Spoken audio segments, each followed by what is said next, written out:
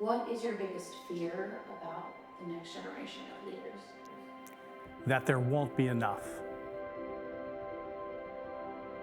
Churches are closing. Pastors are leaving ministry and congregations are without pastors. It is said that 25% of pastors will retire by 2030. In 1972, 92% of the United States population identified as Christian. Today, that number is only 64%. And by 2070, it's predicted that it will drop below 50%.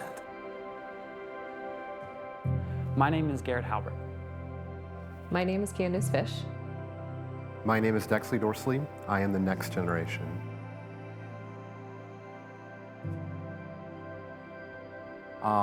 When I was around 14 and 15, wanted to participate in our church's youth group, and my parents couldn't drive us to the youth group.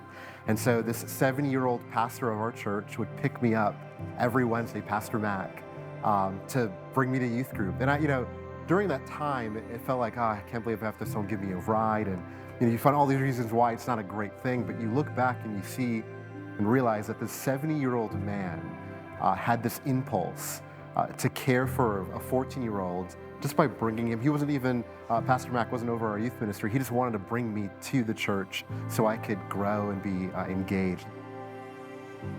I never felt like I had the skill set or the acumen to be able to have a following or lead people in a way until it's really been within probably the past 10 years where I have felt people speaking into my life in a way that my gifts and talents are needed, and I'm uniquely made and created by God to do what I'm doing now in vocational ministry. Why we don't have as many leaders in the next generation stepping up in this time. And I think it's because we've chosen comfort over kingdom.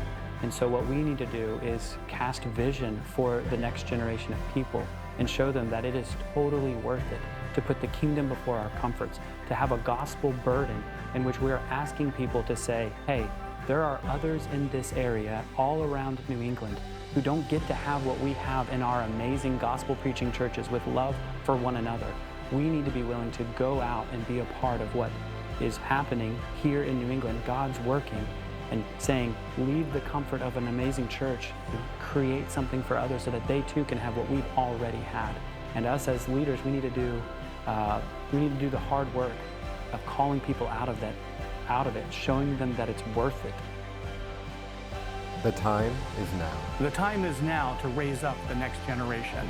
The time is now. The time is now to gather as one church to share the good news of Jesus. The time is now. The time is now to make the future of our gospel movement a priority.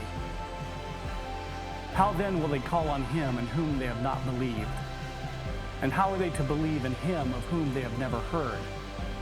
And how are they to hear without someone preaching? And how are they to preach unless they are sent? As it is written, how beautiful are the feet of those who preach the good news. The time is now.